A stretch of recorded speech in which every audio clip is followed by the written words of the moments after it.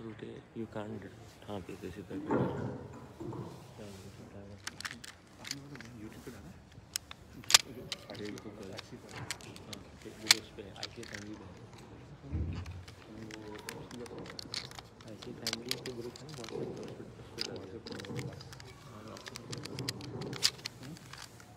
अपने नंबर लिखवाए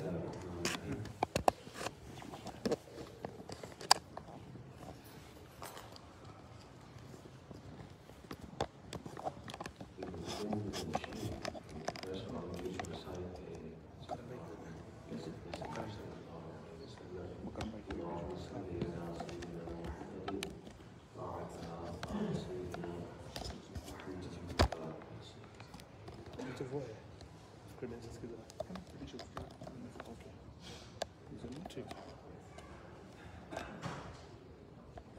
मुझे दिल चाहिए चश्मे नम चाहिए सूझे दिल चाहिए चश्मे नम चाहिए और शौक़ तलब मोतबर चाहिए सूझे दिल चाहिए चश्मे नम चाहिए और शौक़ तलब मोतबर चाहिए ओ मदीने की गलियां मुयस्सर अगर ओ मदीने की गलियां मुयस्सर अगर आँख काटी नहीं नजर चाहिए लिंक देंगे आपको लिंक दे देंगे उनकी महफिल के आदाब कुछ और है लब कुशाई की जुर्रत मुनासिब नहीं उनकी महफिल के आदाब कुछ और है लब कुशाई की जुर्रत मुनासिब नहीं उनकी सरकार में इल्तिजा के लिए उनकी सरकार में इल्तिजा के लिए जुम्बिशे लब नहीं चश्मे तर चाहिए सूझे दिल चाहिए चश्मे नम चाहिए और शौक़ तलब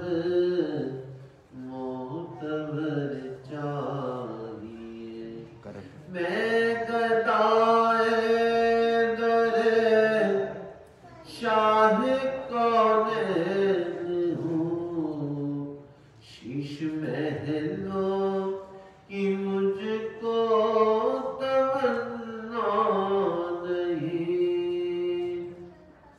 मैं गदाए दरे शाह कौनैन हूँ शीश महलों की मुझको तमन्ना नहीं ओ मुयस्सर ज़मीं पर के ज़ेरे ज़मीं ओ मुयस्सर ज़मीं पर के ज़ेरे ज़मीं मुझको तैबा में एक अपना घर चाहिए सूझे दिल चाहिए चश्मे नम चाहिए और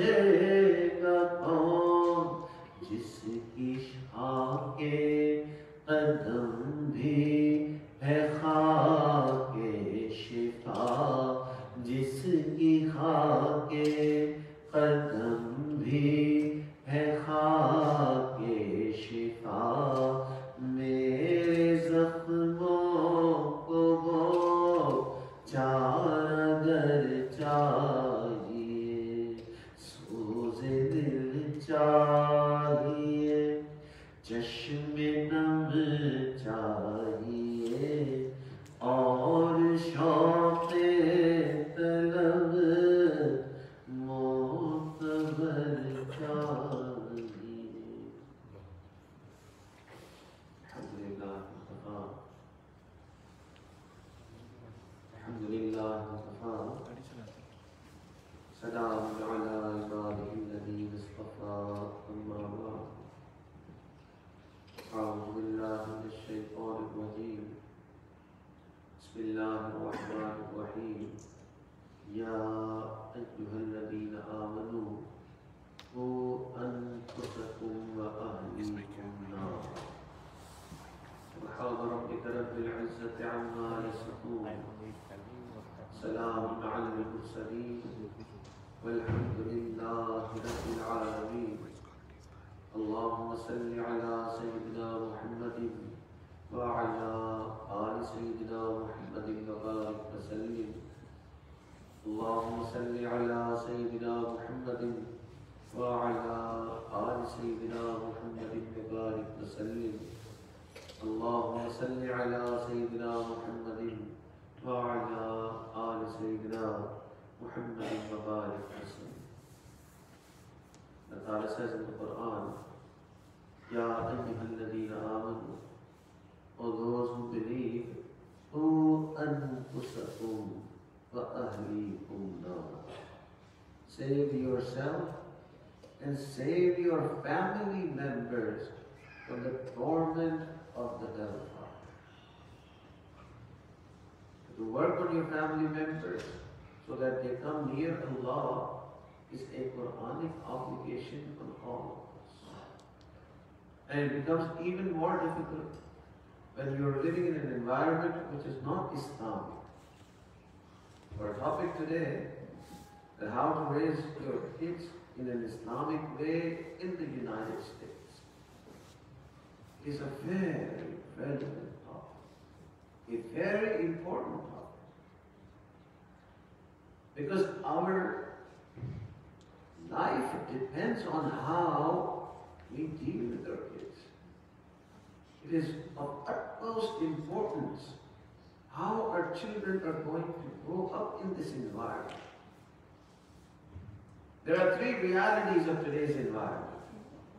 And the first reality is that in today's environment, a lot of children are driven by peer pressure.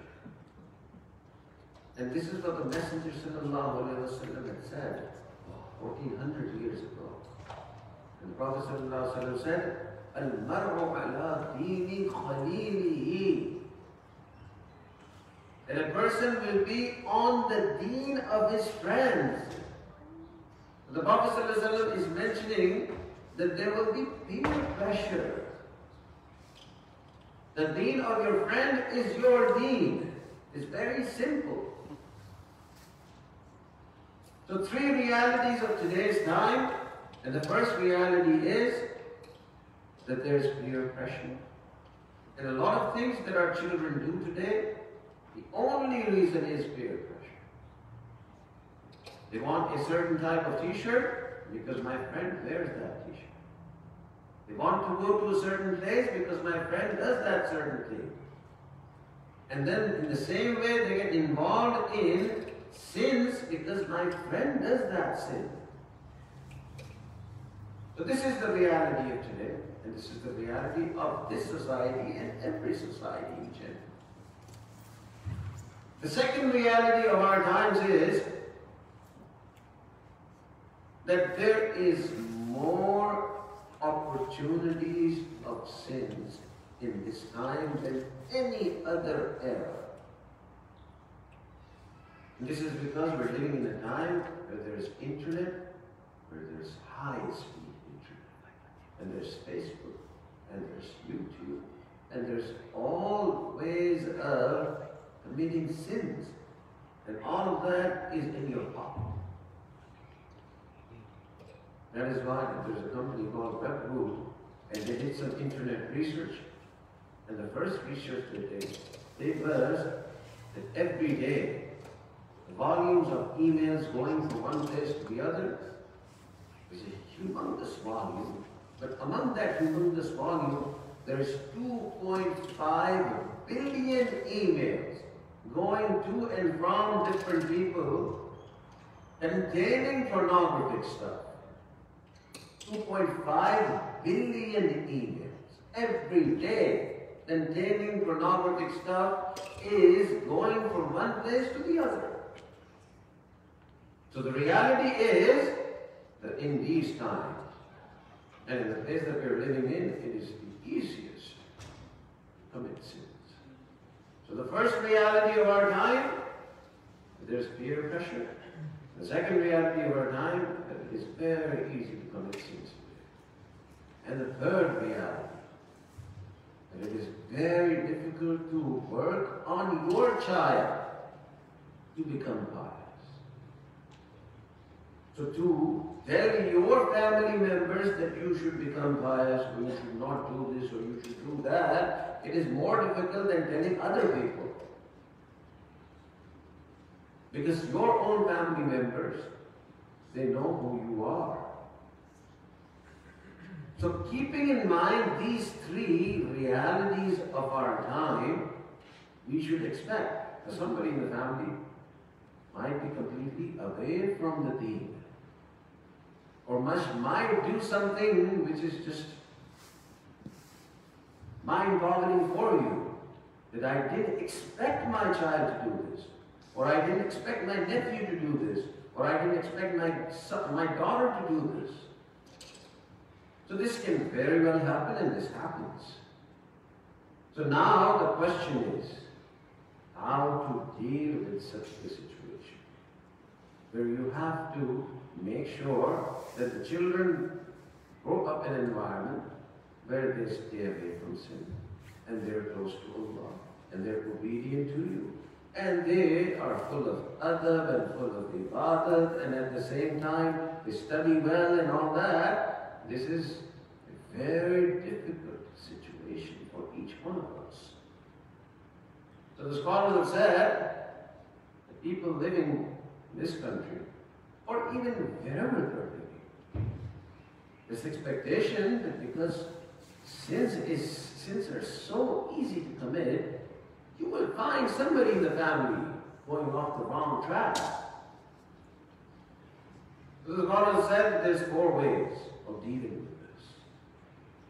And the first way is that if you find that somebody in the family is on the wrong track, is doing against something that is against your expectations, then the first thing is not to cut off that loving relationship that you have. If you find somebody in the family who is going against your expectations, or he's going against the teachings of Islam, then you should show more love towards that child or that person in the family. What we tend to do is, as soon as we hear that, my son has done this or this, something which is just very strongly against my thinking, then we become very upset. We don't talk to him, and we're showing a lot of, anger at him. And we're being angry at the mother as well. And we're being angry at all the other children as well. Anger is no answer. In fact, anger is itself a sin. So if your son is committing a sin, you are also committing a sin of anger. So both of you are committing the sin. Now Allah has to decide who's committing a worse sin, either you or your son. So that is why being angry is not the answer. In fact, the scholars have shown that if you show more love, there is still a chance that he's going to come back. Because now he has to make a choice.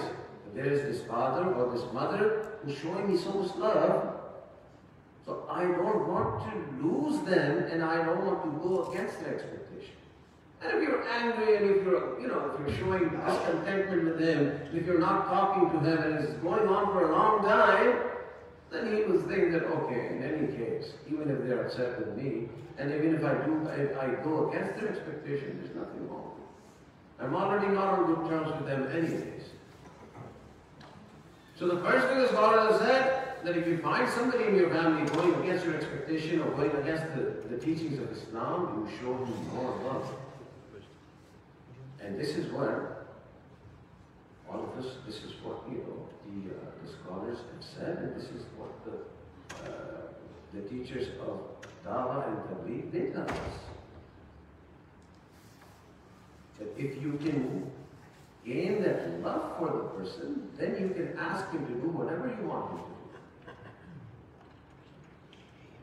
So the first thing is showing more love to the one who's showing more disobedience to Allah.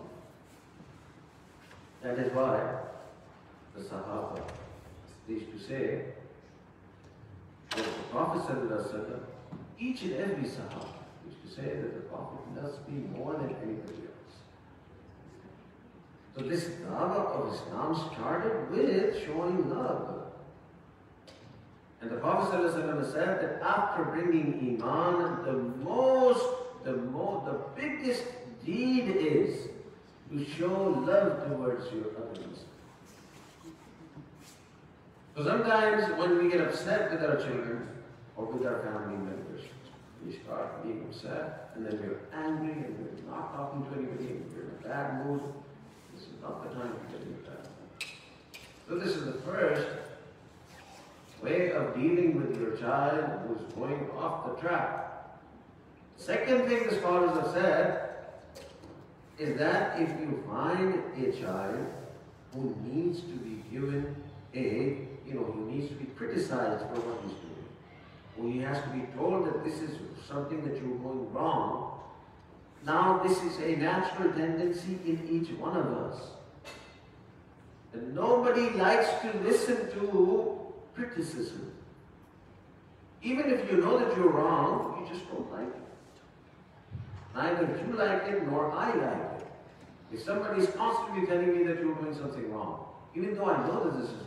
Let's, for example, if the child is not waking up for further prayers, and every day he doesn't wake up for further prayers, and every day you tell him that look at you, you're always sleeping, you never wake up for further prayer, you're the worst person in the world, what is Allah going to think of you?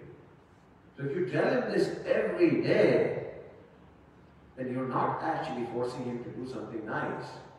The only thing you're getting out of this is that he's upset with you, and that's it. So the scholars have said that if you want to criticize someone, first you have to tell him what he does good. Then you tell him what you want him to correct him, what you want him to correct actually. So there's a psychologist in Harvard Medical School, his name is John Gottman. And John Gottman is, he's a very leading psychologist. The American Psychological Association has given him this prize for, the top research, for his top research. He's written more than 200 articles. He's written more than 40 books. He says that he comes up with this ratio. And that ratio is called 5:1. And what is this 5:1 ratio? He says that if you want to criticize someone, and you don't want to lose the relationship with that person, because when you criticize someone, the relationship is gone. So if you want to criticize someone and you don't want to lose that relationship, then you have to show, first you have to tell him 5 things that you think are very good about him. Then you tell him, the 6th thing that you tell him is the thing that is bad about him.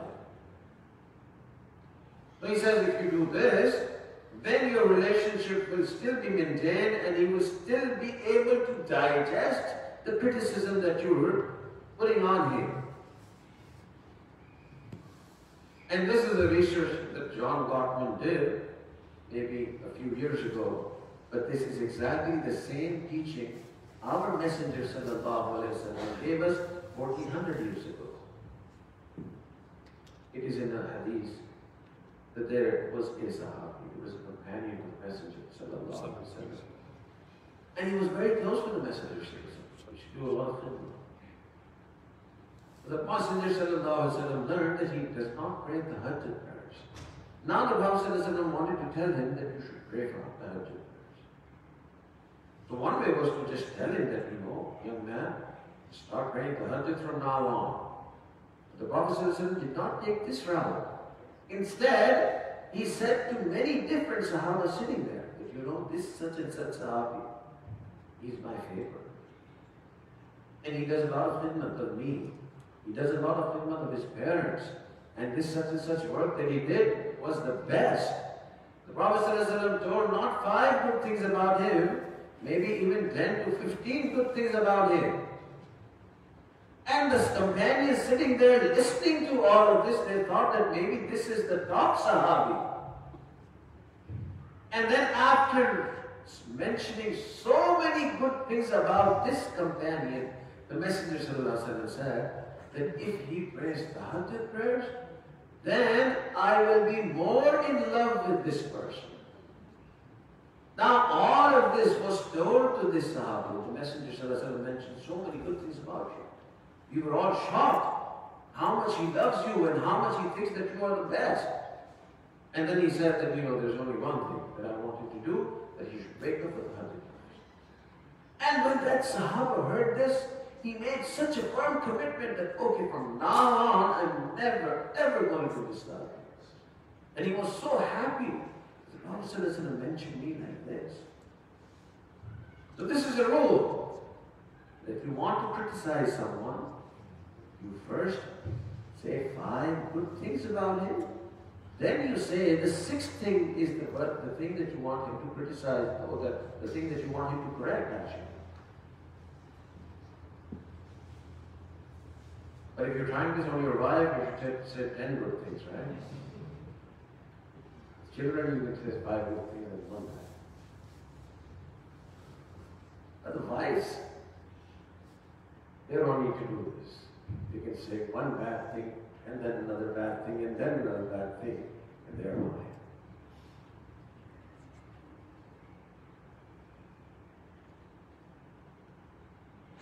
So 4 things the scholars have said, and that those 4 things, first one is that if you find somebody is going off the track, the first thing is you should show him more love. And the second thing is that if you want to tell him something that he needs to correct this, or should tell him 5 good things about him. And then the 6th thing is the bad thing, or the thing that you want him to do. The 3rd thing the scholars have said, and sometimes we miss out on this 3rd. This is the most important thing. And that thing is that the child that you are trying to correct, or the nephew that you are trying to correct, or the daughter that you are trying to correct, if you find that he is off track, then the first thing that you need to do is to make dua for the child. Sometimes we just keep on looking at ways of dealing with the child and what to talk to him and how to lecture him and all of these things. And this is also part of, correcting him. But in the end, we as Muslims, we all know that who's going to change the child's heart? It is Allah. So our heavy, heavy dependence should be on du'as first. Lecturing should be this much, and du'as should be this much. So maybe 95% lecturing, 5% lecturing, 95% of du'as. And the Prophet ﷺ said, for the one whom Allah opens the doors of du'a, Allah also opens the door of mercy on that person. So if you have the habit of making more du'as for whatever thing that is bothering you, then somehow or the other, the mercy of Allah is going to descend on you. In another hadith it comes that the du'as that parents make for their children, are accepted by Allah in the same way that du'as of the wali of Allah are accepted. That is why these du'as are very important things. The most important ingredient in correcting your child, the most reliable way of going about correcting the child is make a lot of dua for the child. These du'as, they don't go, they don't, these du'as are never ever used. You cannot say that they go wasted. So there was this person in Germany. He called a very big scholar in Pakistan. And he explained to him the situation. That when I was young in Germany, in my office there was this German girl who was working. And I fell in love with her and I decided that I'm going to marry her. So at that time I didn't see whether she was a Christian or what she was. We just were very good friends and I said, this is the one. So we got married. And we got married and we had children. Now we've been married for 10, 12 years and we have 2, 3 children. And she is a very staunch Christian. And I'm not that big of a Muslim. But at the same time, I don't want her to raise my kids as Christians. So she takes them to the church, and I see them doing all these things as Christians do, and that makes me very upset. And we get into a fight every day. I tell her, don't take my children to the church. And she says, well, these are my children as well. And one day I said to her, well, you are wrong and I am right. And my religion is right and yours is wrong. And she goes, well, if your religion is right and mine is wrong, you prove to me. And he said to the Shaykh, I have no knowledge of that. Let alone proving to her that mine is right and hers is wrong.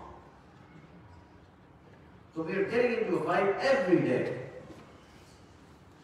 So the Shaykh said, well, there is no need to fight. You stop fighting, that's the first step. And the second thing the Shaykh said, that you tell her that you also believe in a God, an entity that has created this world. And I also believe in one God. And I believe that that God has created the universe. So every day let's just sit together and we make a prayer to that God.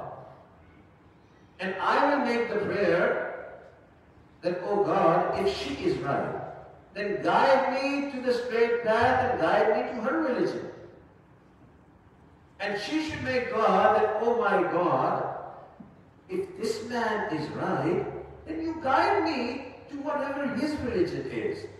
So we will both make dua or prayer that, oh Allah, guide us to the right path. And right path is only one. We will converge on that one right path. So this is what the Shaykh gave him the advice, that you should just both make dua. You should both make prayer. So he said, I said this to my wife, and the wife was convinced that yes, this can be done. Yes, this can be done. You will also make prayer, I will also make prayer. We started making this prayer every day in the evening. About 3-4 months after that, the same person called the Shaykh again. He said, Shaykh, no results. Should I stop doing this dua? So the Shaykh said, no. This dua is the most important way of changing this. In fact, it's the only way of changing this. You continue making this dua. So he said, fine, I will do this. I'll keep continuing this. So again, both of them, they started making dua every night. The Shaykh called, this young man called again after a few more months. And he said to the Shaykh, Shaykh, I'm surprised. You know what happened? That my wife is a Muslim now. And the Shaykh said, SubhanAllah. Then the Shaykh asked what happened. He said, one day we were both driving our car. And she was driving the car and I was sitting next to her. And suddenly, while driving the car, she started crying. And I thought she is undergoing some medical condition or something. So I asked her what happened. And then she stopped the car on the side. And I really thought that she has some serious medical emergency. So I said, should I call the doctor? Or should I call somebody and take you to the hospital or something? You were crying. And she was crying, and while crying, she could not control herself. So she put her head on the steering. So I really thought that something has happened to her. And then a little while later, she went quiet and she was able to control herself. And then she said that, you know why I was crying? I was crying because I am 100% convinced that whatever your religion is, it is the true religion, and I accept the religion of Islam. So the du'as that you make have the most effect on the children. So sometimes we tend to depend more on lecturing the child. In fact, we should depend more on making dua for the child, and lecturing should be a small part of, in the end lecturing is also very important as well. But more important is du'as. So 4 things the scholars have said in order to change the heart of the child who's gone on the wrong track. The first one is that if he's gone on the wrong track, you show him more love. And what we do is we show him more anger. The second one is that if you actually want to criticize and you want to lecture him, you tell 5 good things about him, then the 6th thing should be the thing that you want him to correct. And the third thing, the scholars have said, is that you should make more du'as. Now is the time to make dua. In a hadith it comes that in the night time, when you wake up with the Hajj prayers, in that time Allah subhanahu wa ta'ala descends to the first sky. And Allah calls out, who is there who is in a state of misery so I can remove his misery? And who is there who has committed sins and asks for my forgiveness so I can forgive him? And who is there who wants something from me so that I can give him? So the best thing you can give to your child, you want him to be on the right path, the best thing you can do for him is to wake up at the Hajj prayers and make dua for that child. Allahu Akbar. Once I was invited to somebody's house. There was this young man and his wife. They had invited a lot of guests. And they invited me that we should also give a small talk to all the guests who were there. And I went there and they said, today is my daughter's birthday. She is now 2 years old. And he said before, we used to celebrate the birthday the way everybody else celebrates. There was music, there was all of these things. Today, we are having this Islamic lecture at the birthday, at the child accomplishment. I said, this is very good. But why and how? And he said that my daughter, as soon as she was born, after a few months or after 1 month, she became very sick. And we took her to the doctor, and the doctor could not figure out what was wrong with her. And we took her to another doctor, and he could not even figure out. And then finally we took her to all the top doctors in the city. Nobody was able to figure out, but one of them said that, that the condition is deteriorating in such a way that the child will not be able to survive much. So you should be mentally prepared that she is going to go. He said this was her first doctor. And my wife was also crying, and I was also crying. And then we heard this from a scholar, that the du'as at the time of tahajjud are accepted by Allah. And the du'as the parents make for the children are also accepted by Allah. So he said that I was not a very staunch Muslim. But when I heard this, I started praying 5 times a day, and I would wake up at the Hajj prayers, both me and my wife. And we would make a long dua at the time of tahajjud. Because we knew that the child is going to go. Each and every doctor has given us this declaration that she is not going to survive. And he said we made this dua for just 1 month. For a whole month, both of us, we woke up at the Hajj prayers and we made dua. And Allahu Akbar, my daughter started getting better and better and better. to the point that doctors actually declared that she's a normal child. There's nothing wrong with her. And both myself and my wife, we knew that there's no other thing, there's no other entity who brought her back except for Allah subhanahu wa ta'ala. These du'as, they're never gone wasted. These are the most important part of the tarbiyah of the child. So 4 things the scholar said. 1, giving more love. 2, when criticizing them, telling them 5 good things about them and 1 bad thing. And the 3rd thing is making enormous amounts of du'as. And the 4th thing, this is also a very important thing. This is one of the reasons why the child actually goes on the wrong path. We want that the child should not commit any sins, and we ourselves, we keep on committing our sins. And the sin is such a thing that it brings, despair in life. It brings despair in life. It actually makes a person, the life in the house, very difficult.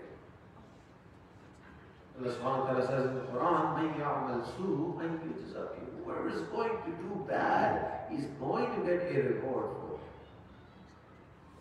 So sometimes the child actually does all these bad things because we are doing bad things ourselves. In a hadith, it is said, the Prophet ﷺ said that the reason why children disobey their parents is because the parents have disobeyed their parents. So it is the sin that we do that Allah makes them disobey you. Mujahid ibn Aus rahimahullah was a very good mufassir of his time. And he said, this is my experience. I have seen this with my eye, that the day I commit a sin, the day I disobey Allah, I see it with my eye. Either my child, or my wife, or my servant, or my mode of transportation. Any of these 4 is going to disobey me. So we think that our children are not obeying us.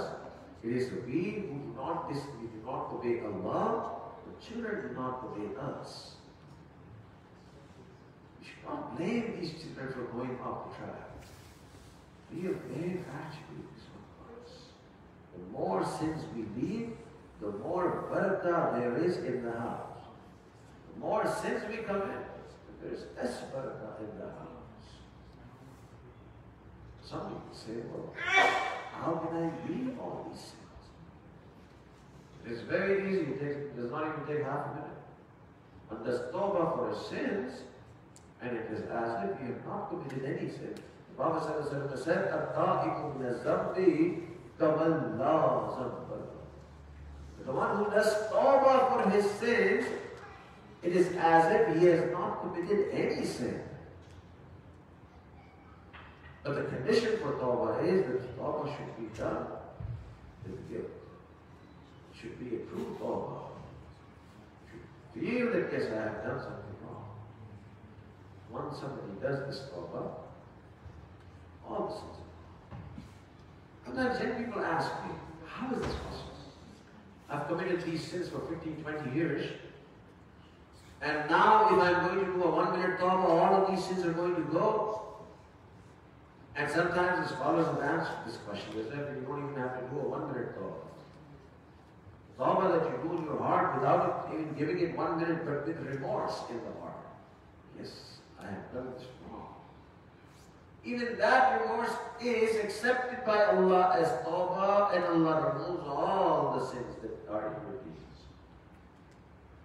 It is exactly like, in these times we have computers, and they are very, very small computers. But there's a lot of data in the computer. Sometimes the data in the computer is in megabytes, in gigabytes, and now there's terabytes, right? And the data in the computer is so much that if you want to print that data out, it could fill up this whole room.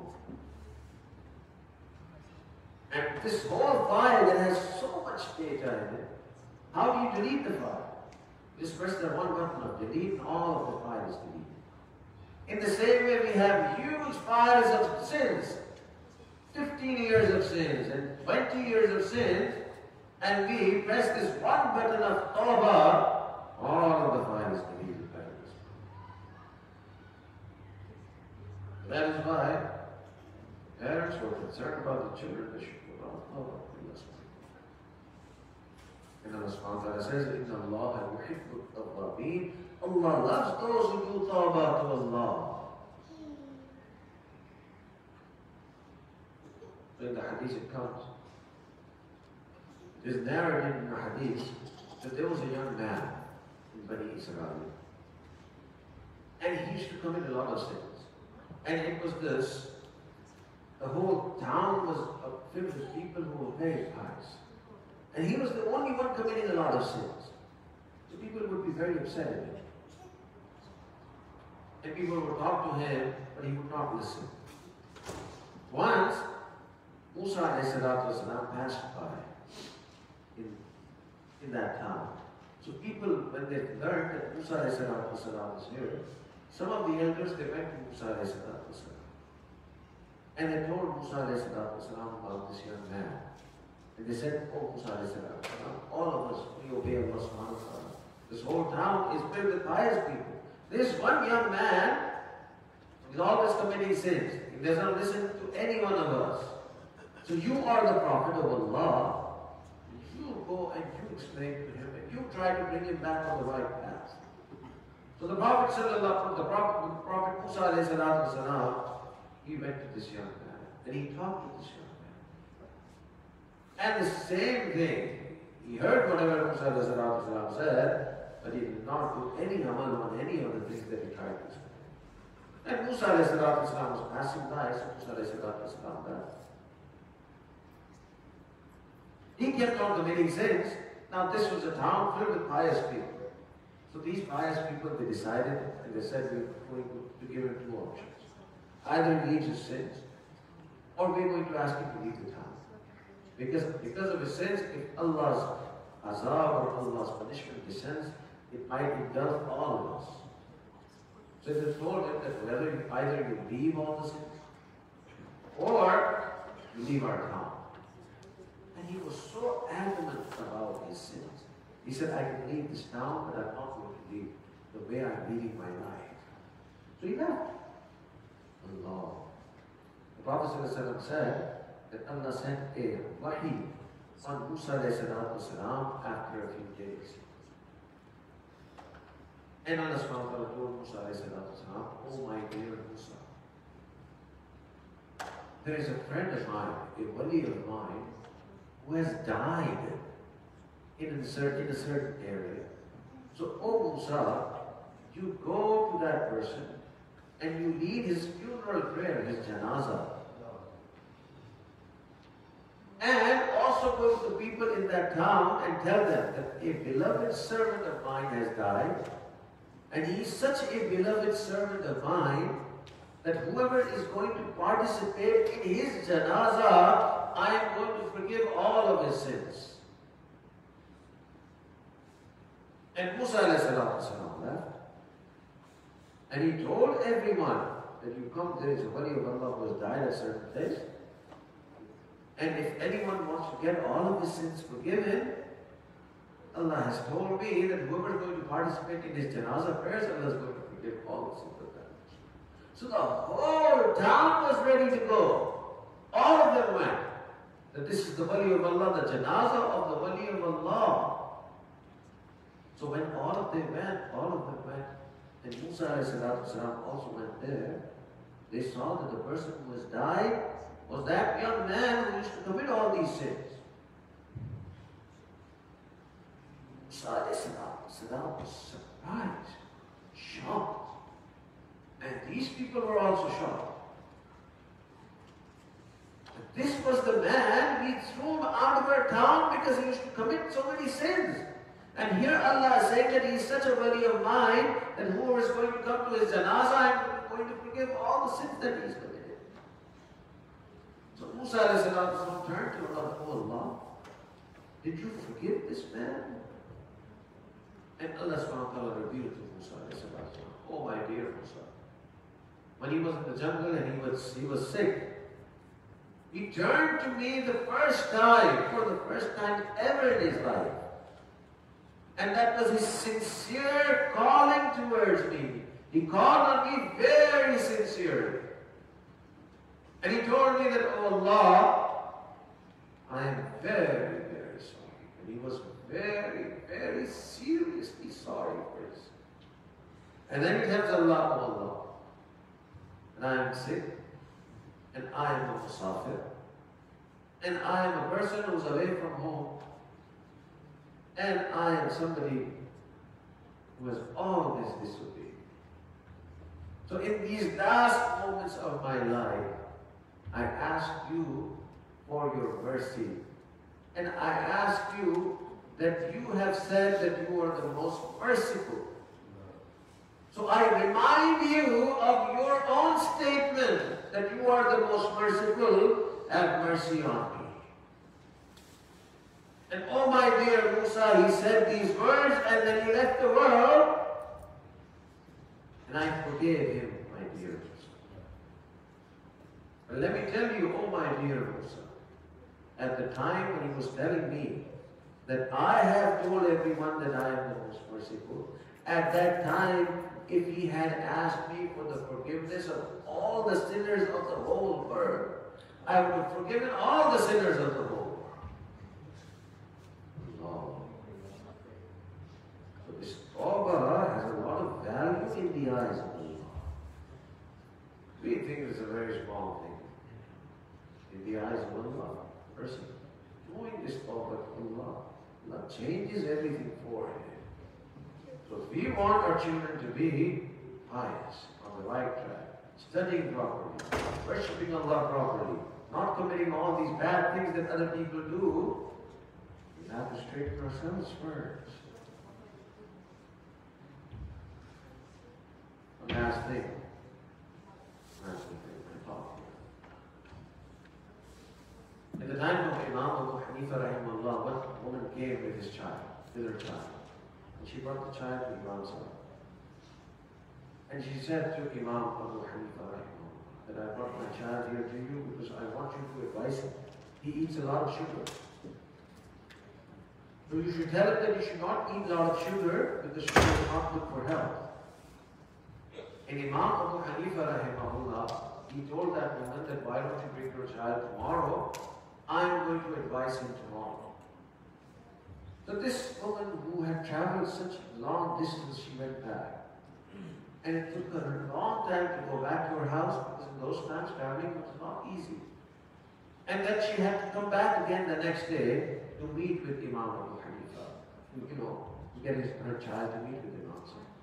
So she came back the next day. And when she came back the next day, the child was brought in front of Imam Abu Hanifa rahimahullah. And Imam Abu Hanifa rahimahullah advised him that my son, don't eat sugar.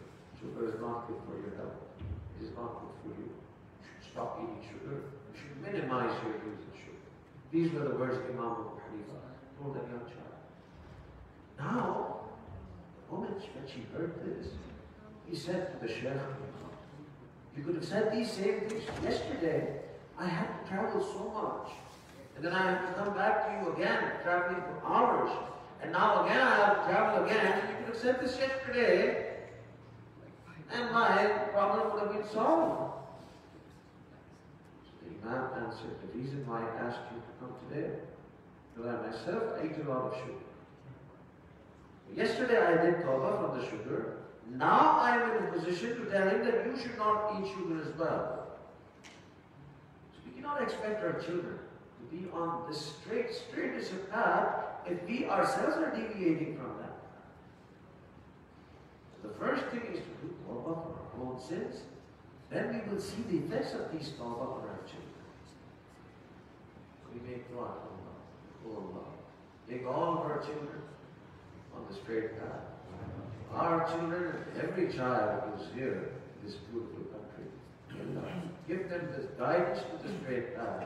And may Allah turn the hearts of our children to the right guidance. Before making dua, I would request all of you to bow your head, close your eyes, and remember Allah inside of your heart for a few minutes, inshallah.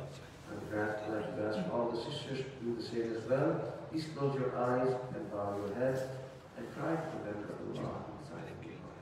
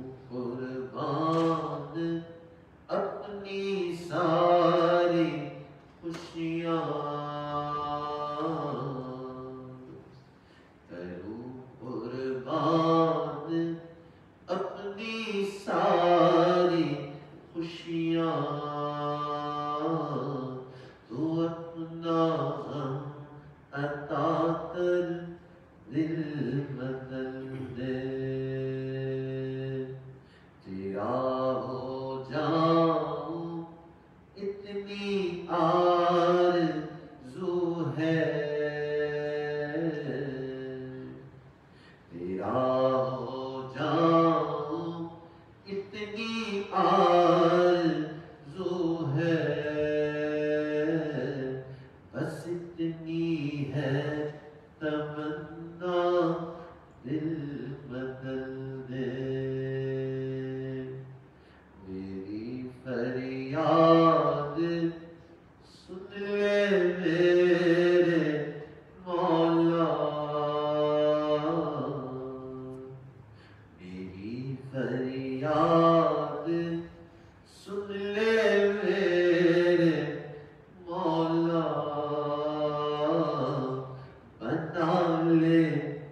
اپنا بندہ دل بدل دے میری فریاد سن لے میرے مولا بنا لے اپنا بندہ دل بدل دے ہٹا لو آنکھ اپنی ماں سے ہٹا لو آنکھ اپنی ماں سے جیوں میں تیری خاطر دل بدل دے جو تیرا سامنا ہو روز محشر جو تیرا سامنا ہو روز محشر تو دیکھے مسکرا کر دل بدل دے ہوا حرص والا دل بدل دے میرا غفلت میں ڈوبا دل بدل دے میرا غفلت میں ڈوبا دل بدل دے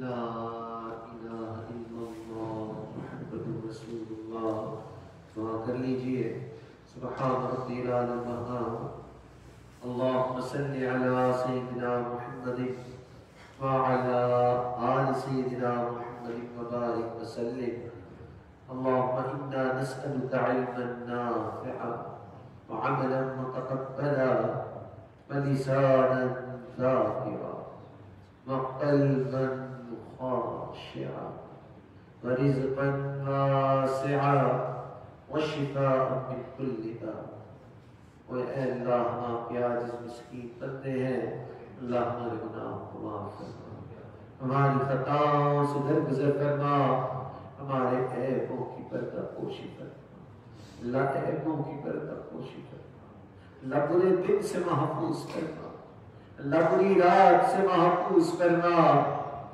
ہمارے برے کاموں سے محفوظ فرما اے اللہ ہمیں برے انجام سے محفوظ کرنا اللہ ہدایت ملنے کے بعد گمراہی سے محفوظ کرنا اللہ سیدھا رستہ ملنے کے بعد بھٹکنے سے محفوظ کرنا مالک اپنا قرب حاصل ہو جانے کے بعد اپنی دوری سے محفوظ کرنا اے اللہ نعمتیں مل جانے کے بعد نعمتوں کے چھپ جانے سے محفوظ کرنا اللہ عزت ملنے کے بعد ذلت سے محفوظ فرما میرے مالک گناہوں کے دلدل سے نکل جانے کے بعد گناہوں کے دلدل میں پھنس جانے سے محفوظ فرما اللہ نفس و شیطان کے مکر و فریب سے محفوظ فرما اللہ جس طرح آپ نے آسمان کو زمین پر گرنے سے روک دیا میرے مالک شیطان کو ہم پر مسلط ہونے سے روک دیجیے اللہ آپ کے پیارے محبوب نے فرمایا گناہوں سے توبہ کرنے والا ایسا ہی ہے کہ جیسے اس نے گناہ کیا ہی نہ تھا میرے مالک ہماری آج کی اس توبہ کو قبول فرما اللہ جو گناہ دن میں کیے انہیں معاف فرما اللہ جو گناہ راتوں میں کیے انہیں معاف فرما اللہ جو گناہ چھپ کے کیے اللہ ان گناہوں کو بھی معاف فرما میرے مالک جو گناہ محفلوں میں کیے اللہ ان گناہوں کو بھی معاف فرما اے اللہ ہم گناہوں کی نجاست میں لچڑے ہوئے ہیں اللہ ہمارے حال پر رحم فرما اللہ ماں جب اپنے بچے کو نجاست میں لکھنا دیکھتی ہے وہ اس سے نفرت نہیں کرتی، میرے مالک دھو دیتی ہے، اللہ سینے سے لگاتی ہے۔ اے اللہ آپ بھی ہمیں گناہوں کی نجاست میں دیکھ رہے ہیں، میرے مالک نفرت نہ فرمائے، اے اللہ دھو دیجئے، اے اللہ اپنے مقبول بندوں میں شامل فرما دیجئے، اے اللہ آپ کو ناراض نہیں کرنا چاہتے، میرے مالک بس کمزور ہے، اللہ کبھی شیطان ہمیں گناہ کروا دیتا ہے، اللہ کبھی ہماری خواہشات ہمیں گناہ کی طرف لے جاتی ہے، میرے مالک ہمارے لیے گناہ چھوڑنا بڑا مشکل کام ہو گیا، اللہ آپ کے لیے گناہ چھڑوانا آسان ہے، میرے مالک گناہوں سے پاک زندگی نصیب فرما، گناہگاری میں کب تک عمر کاٹوں، گناہگاری میں کب تک عمر کاٹوں، بدل دے میرا رستہ دل بدل دے، ہماؤ حرص والا دل بدل دے، میرا غفلت میں ڈوبا دل بدل دے، میرے مالک میں نیک نہ بن سکا، اللہ تیرے نیکوں میں آ کے بیٹھ گیا، اللہ نیک نہ بن سکا، اللہ نیکوں میں آیا بیٹھا، اللہ آپ کے پیارے محبوب نے فرمایا جو نیکوں میں آ کے بیٹھتا ہے وہ بدبخت نہیں ہوتا، اللہ اپنے نیک بندوں کی برکت سے اے اللہ ہمیں بھی نیکی نصیب کرتا، اللہ اپنے نیک بندوں کی برکت سے اے اللہ ہمارے گناہوں کو بھی معاف فرما، اللہ اپنے نیک بندوں کی برکت سے اے اللہ ہمارے گھروں پہ بھی برکت نازل فرما، اے اللہ جیسا آپ ہمیں دیکھنا چاہتے ہیں میرے مالک ہمیں ویسا بننے کی توفیق عطا فرما، میرے مالک رحمت کا سایہ عطا فرما، اے اللہ آپ کے در پہ آئے بیٹھے ہیں، اللہ اس سے بڑھ کے کوئی اور در نہیں ہے، اے اللہ اس بندے پہ کوئی حسرت نہیں جو کسی اور در سے خالی ہاتھ اٹھ جائے، نہ حسرت تو اس پر ہے جو یہاں آپ کے در پہ آیا اور یہاں سے بھی خالی ہاتھ لوٹ گیا، خالی ہاتھ لوٹ اس محفوظ فرما، میرے مالک اٹھتے ہوئے ہاتھوں کی لاج فرما، اللہ اٹھتے ہوئے ہاتھوں کی لاج فرما، اے اللہ جہاں جہاں مسلمان پریشانی کے عالم میں ہے اللہ کی پریشانیوں کو دور فرما، اللہ جو گھر بار کی وجہ سے پریشان اللہ کی پریشانیوں کو دور فرما، اللہ جو کام کاروبار کی وجہ سے پریشان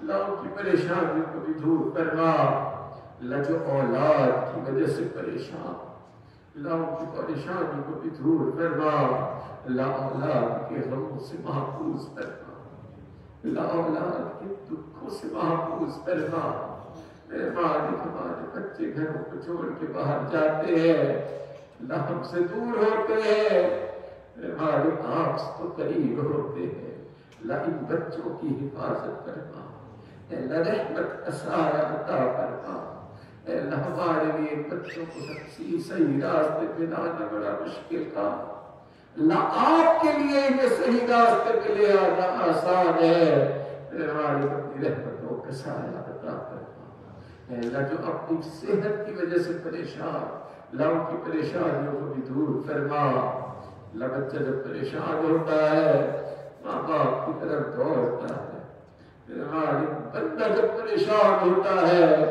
پروردگار کی طرف لوٹتا ہے، اے بے قصوں کی دستگیر، اے ٹوٹے دلوں کو تسلی دینے والے، اے خالی جھولیوں کو بھر دینے والے، اے مشکل میں پڑے ہوں کو مشکل سے نکال دینے والے، میرے مالک رحمت کا معاملہ فرما، اللہ تیرے ہاتھوں کی لاج فرما، اللہ تیرے ہاتھوں کی لاج فرما، میرے مالک جو مانگا وہ بھی عطا فرما، اللہ جو مانگنا چاہیے تھا نہیں مانگ سکے اللہ وہ بھی عطا فرما، اللہ دل کی ایک بڑی تمنا ہے اللہ اس سے پہلے کہ موت آ جائے میرے مالک ہمیں اپنی رضا نصیب فرما، اللہ پہلے ہم سے راضی ہونا میرے مالک پھر موت عطا کرنا، اللہ پہلے راضی ہونا اللہ پھر موت عطا کرنا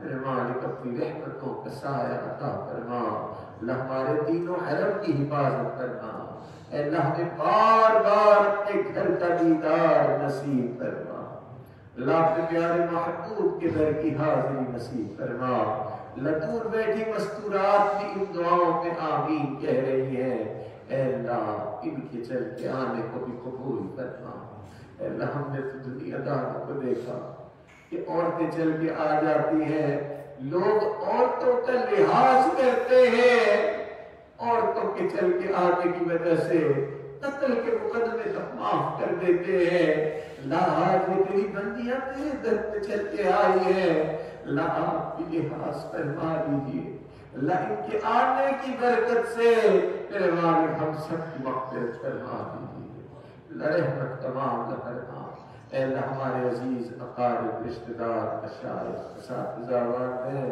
اے اللہ جو بھی اس دنیا سے فوت ہو چکے ہیں جو حیات ہیں اللہ ان سب کی مغفرت فرما، اللہ جن کی مغفرت فرما دی اپنے قرب کے اعلیٰ درجات نصیب فرما، اے اللہ اس مسجد مدرسے پہ اپنی خاص رحمتیں برکتیں نازل فرما، اے اللہ اس کو قیامت تک کے لیے مینارہ نور بنا، اور میرے مالک اس جگہ کے فیض کو عالم کے کونے کونے میں پہنچا، اللہ ہر وہ شخص جو یہاں اس مسجد میں حاضر ہو اللہ اس کے سینے کو تقوی سے منور فرما، ربنا تقبل منا انك انت السميع العليم تب علينا انك انت التواب الرحيم، وصلى الله تعالى على حبيبه سيدنا محمد وعلى آله وأصحابه أجمعين برحمتك يا أرحم الراحمين.